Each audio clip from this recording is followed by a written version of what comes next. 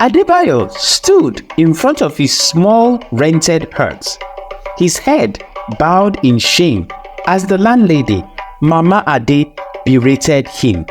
Her loud voice carried through the narrow streets of Ijegun village, drawing the attention of curious onlookers.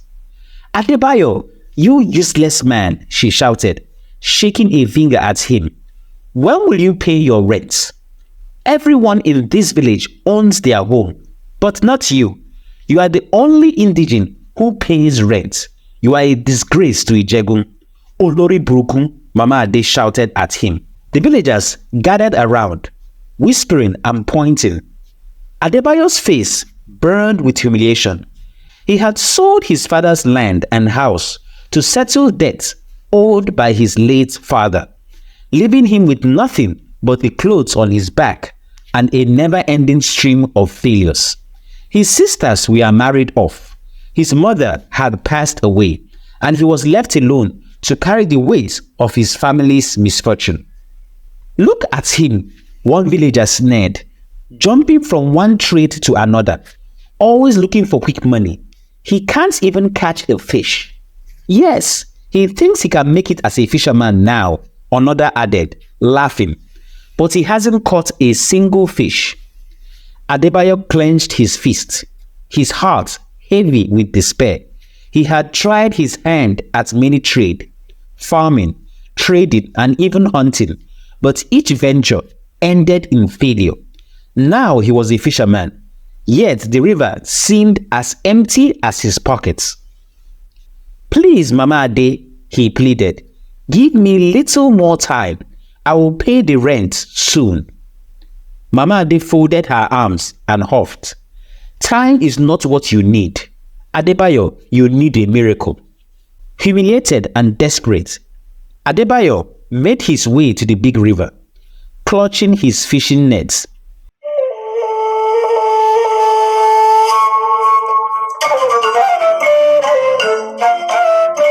When he got to the riverbank, he approached Otedola, the boat renter, who greeted him with a mocking smile. "Adebayo, back again?" Otedola asked, raising an eyebrow. "Since you started this fishing business, have you ever caught one fish?" Adebayo forced a smile. "I will catch something today, Otedola. I promise I'll pay you back. Could you please rent me the boat?" Otedola shook his head. "Promises, promises. Just make sure you don't sink my boat." With his heart sinking like a stone, Adebayo set sail into the river. As the boat drifted into the deep waters, he began to talk to himself, his voice echoing over the waves. "Why is my life like this?" he lamented, casting his net half-heartedly. "I am cursed with bad luck. My father left me with debts. My mother is gone. I have no wife, no children. Even the fishes avoid me." The river was calm, and the only sound was the splash of water against the boat. Adebayo's eyes filled with tears as he continued his lament. "What have I done to deserve this misery? I am tired of failing. I have tried everything, but nothing works. Is there no hope for me?" As he grumbled, a strange sensation washed over him, as if the river itself was listening. Unbeknownst to Adebayo, the Mermaid Queen lurked beneath the surface, her eyes gleaming with interest. She had heard his cries and was intrigued by his despair. "I just want a chance," Adebayo continued, oblivious to the presence beneath the water.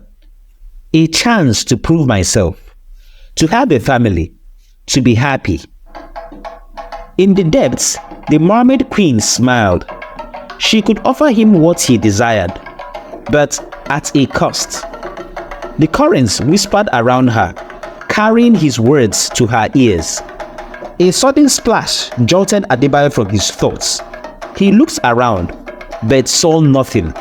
Shaking his head, he muttered to himself, I am going mad, talking to myself in the middle of the river. But he was not alone. The mermaid watched and waited, preparing to make an offer that would change his life forever. Adebayo cast his net once more, the weight of his worries pulling him down.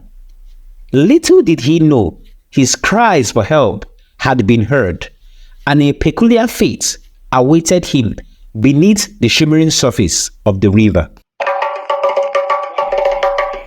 As Adebayo cast his net one last time, he was utterly amazed when the net tugged back with such force that it nearly pulled him into the water. He gripped the sides of the boat, his heart pounding with excitement and disbelief. As he hauled the net up, it overflowed with the largest, fattest fishes he had ever seen. His net almost tore under the weight. Back at the shore, Otedola's jaw dropped. "Adebayo, what kind of magic is this?" he exclaimed. "Since when did the river favor you?" Adebayo could only laugh, his heart swelling with pride as he began to sort his catch. Abike, the pretty food seller, sauntered over. Her eyes sparkled with interest as she eyed the enormous fishes. "Adebayo," she said sweetly, flickering her eyelashes, "such a fine catch. Would you be willing to share one with me?" Adebayo, always generous, smiled warmly. "Take whichever one you like, Abike. No need to give me anything in return." Abike's eyes widened in surprise and delight.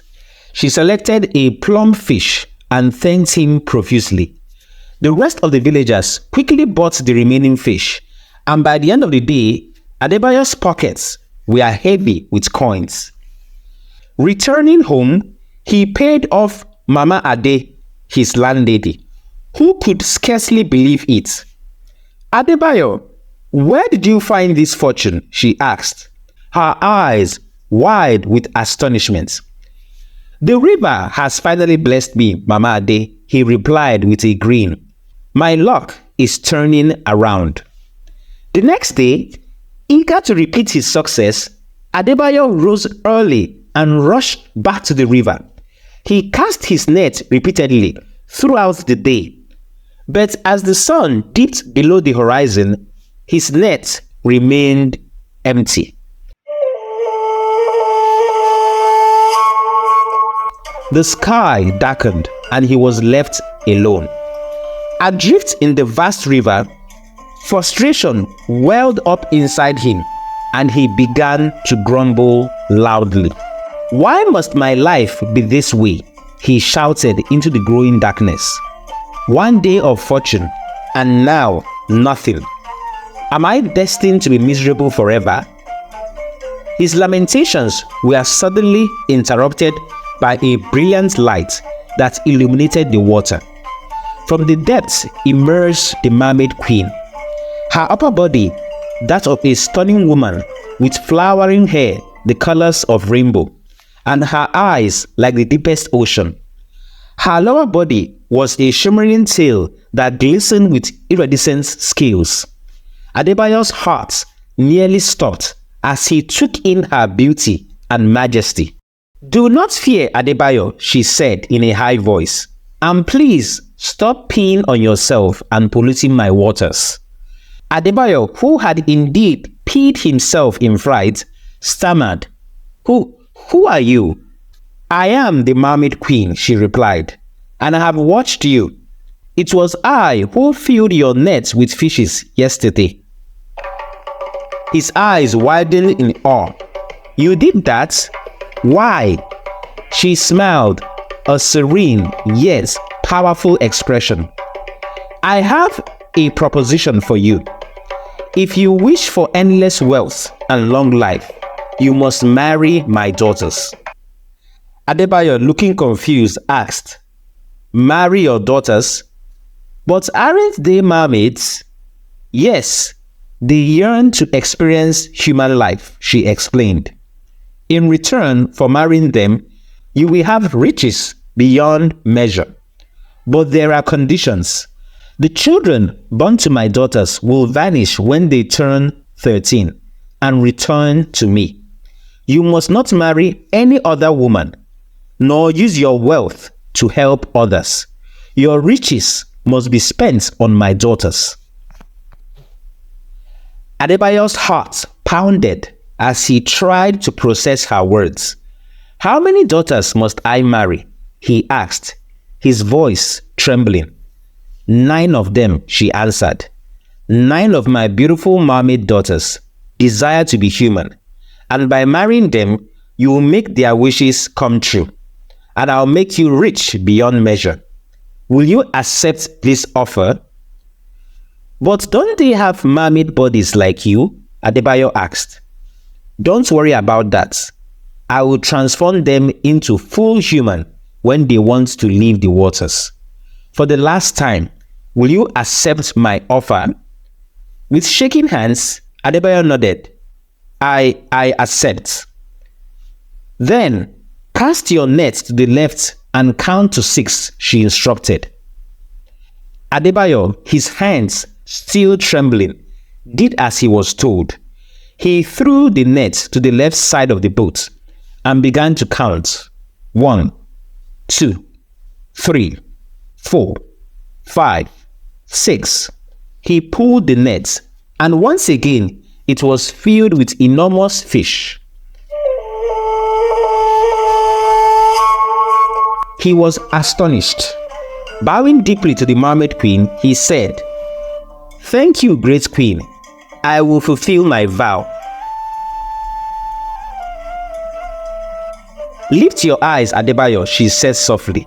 "You have made a wise choice. Prosperity awaits you, but remember the terms of our agreement." As she disappeared back into the depths, Adebayo sat in his boat, a mix of excitement and fear coursing through him. The promise of wealth had been given, but at a price he could scarcely fathom. He rowed back to the shore, his mind buzzing with the possibility and the weight of his new responsibilities.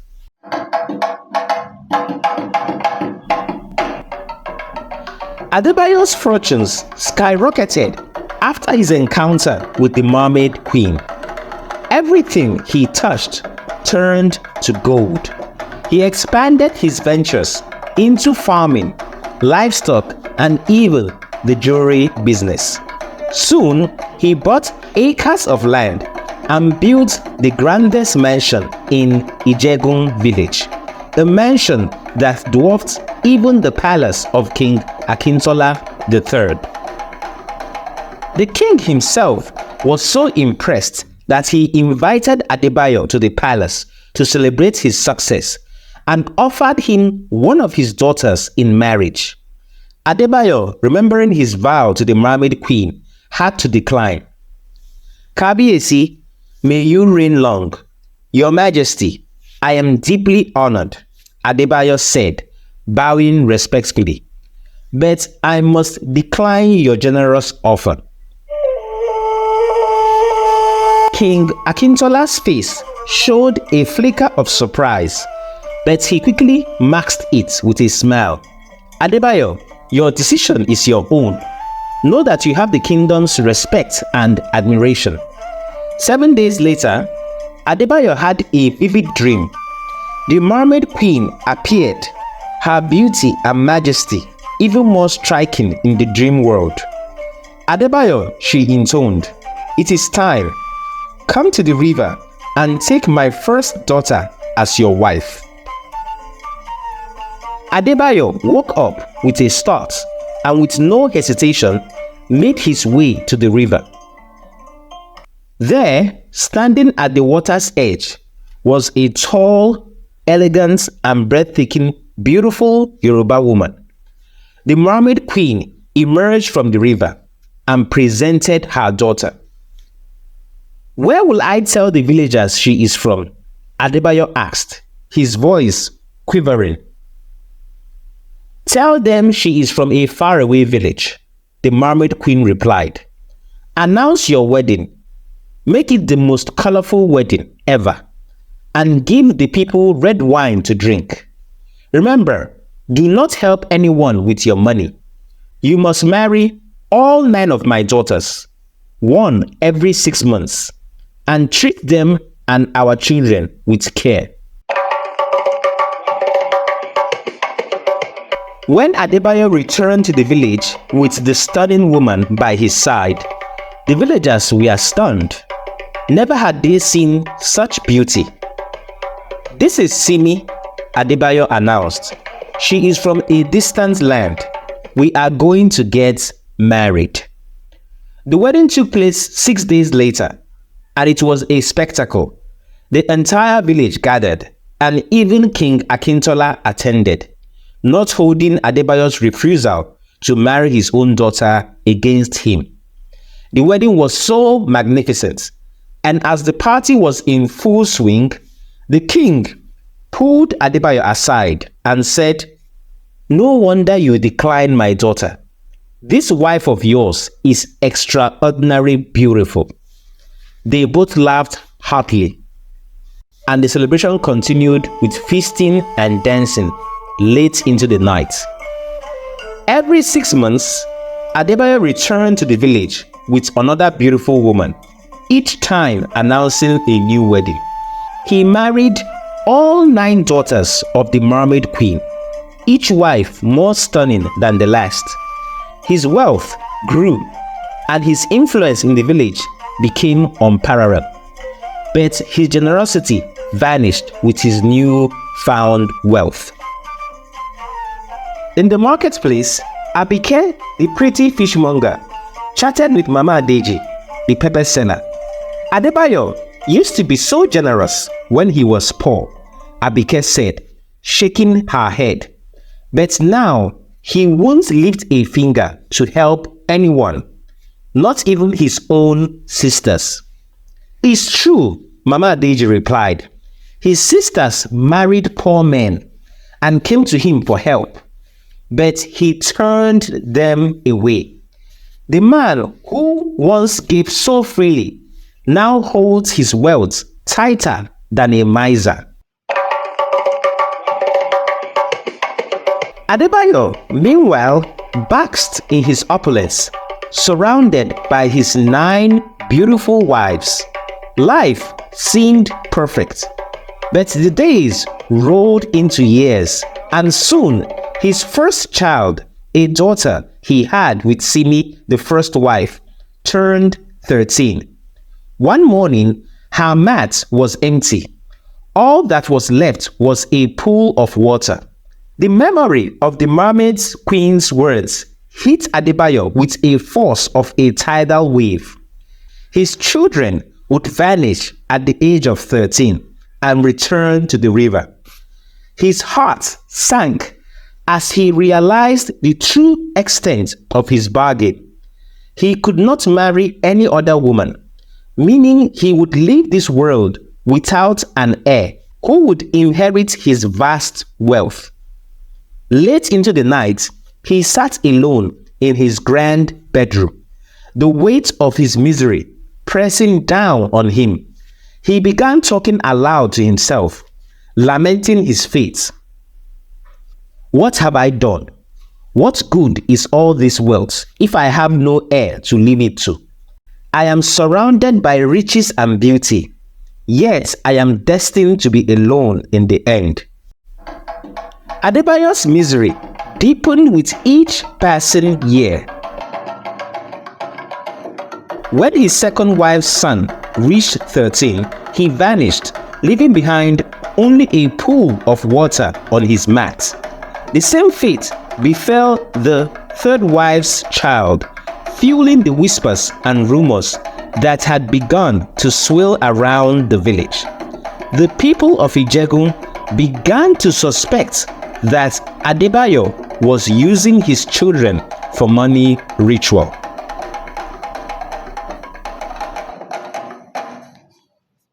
Adebayo could not escape the rumors. They followed him like shadows, weighing heavily on his spirits. His wealth, his mansion, and his 9 beautiful wives offered no solace. One day, during a meeting with the chiefs, elders, and other wealthy members of the community, an argument broke out. Adebayo was trying to make a point when Papa Shino, one of the village heads, yelled at him, "Shut up, you fool! You have no children of your own. They are dying off like fishes." Adebayo was stunned into silence. The room fell quiet as people tried to caution Papa Shino. "Opoju, Papa Shino, it is too much," the other chiefs spoke to Papa Shino. But he continued his tirade, further embarrassing Adebayo. Humiliated, Adebayo left the meeting in silence. On his way home, he saw his sister hawking dried meat on the street. She looked miserable, and she called out to him, but he could not bring himself to respond.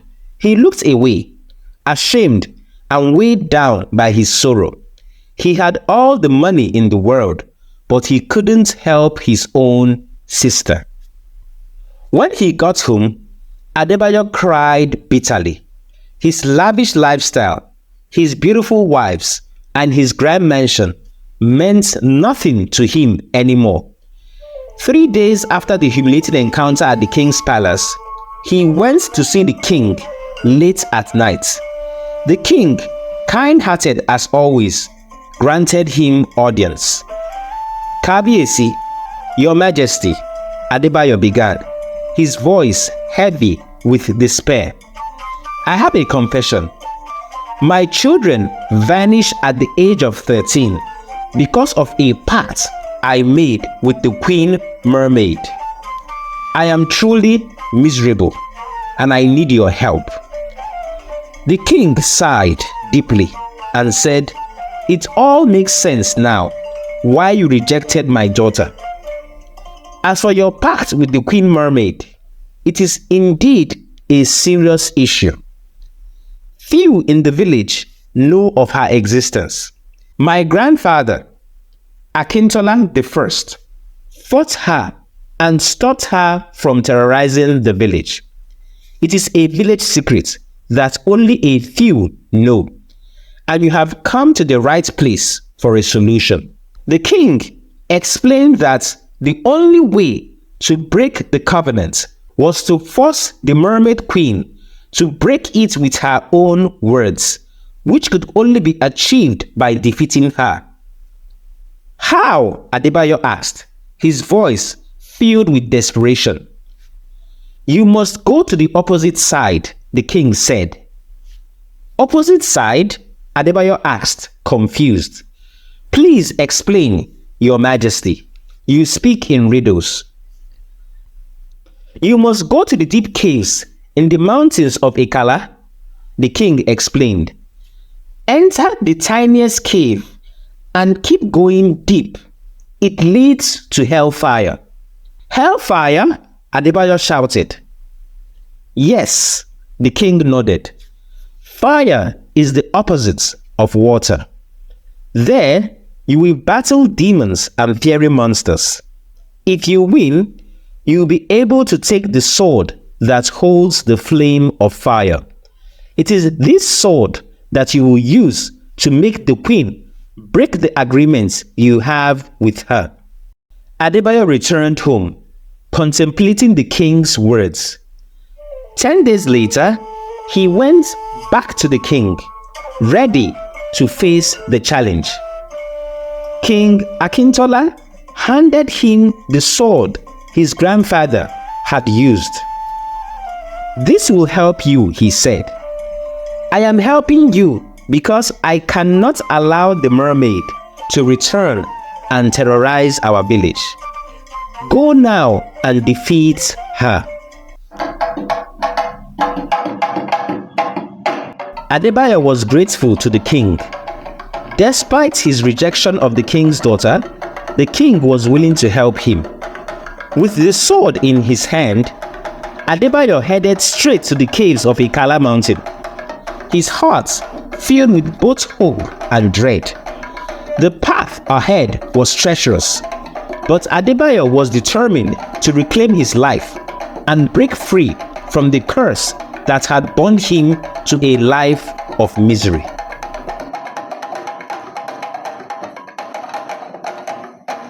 Adebayo entered the tiniest cave in the mountain of Ikala, preparing his body and mind for the challenges ahead. The narrow passage soon opened into a cavern filled with small monsters, their long ears and noses twitching as they wielded spiked weapons. Adebayo fought them with all his strength, using the sword given to him by the king. His determination and skill saw him through the brutal battle, leaving a path of defeated monsters in his wake. In the center of the cavern, a burning tree held the fiery sword of flame, its blade glowing with an otherworldly light. As Adebayo reached out to grab it, a stunning, beautiful woman in a red dress appeared before him. "Drop your sword and come to me, my hero," she said, her voice melodious and tempting. Adebayo almost succumbed to her allure, but he recalled the king's warning about the tricky nature of the monsters in the hell cave of Ikala. With a determined push, he shoved the woman away, and instantly she transformed into a hideous monster, snarling and snapping at him. Adebayo fought valiantly, using the king's sword to defeat the creature. With the path clear, he grabbed the fiery sword and dashed out of the cave. The monsters gave him a chase, but as Adebayo emerged into the sunlight, they recoiled and retreated into the darkness of the cave.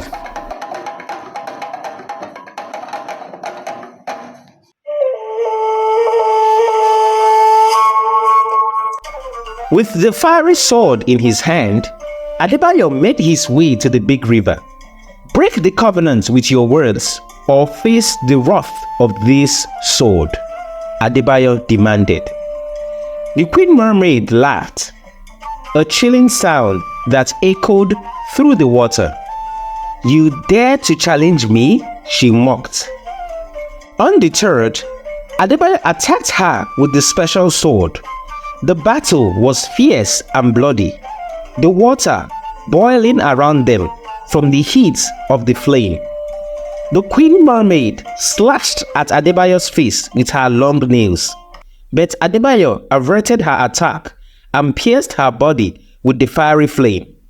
She screamed in pain, and as the Queen Mermaid realized she could be defeated, she surrendered and broke the pact, uttering the words that freed Adebayo from his curse.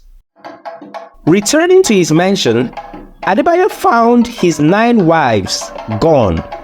Though his heart was heavy, he felt a sense of relief. That night, his mansion caught fire and burned to the ground. Over time, his businesses began to collapse, and Adebayo found himself poor once more. Adebayo was back to square one, struggling to survive, jumping from one business to another. The king invited Adebayo to the palace, where he shared wisdom from the oracle. Stop jumping from one business to another. That is the root of your poverty. Find a business you love and stick to it. Adebayo reflected deeply. "I love music, but few musicians make it in Ijego." The king smiled kindly. "Forget about making it big. Invest yourself deeply in your craft."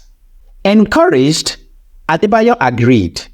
The king supported him with drums and musical instruments. The first 3 years were tough, but his perseverance paid off. Adebayo's music band began to get gigs and invitations to perform at weddings and celebrations. His fame grew, and eventually he found love, got married, and was blessed with twins. In the end, Adebayo's life found a harmonious rhythm.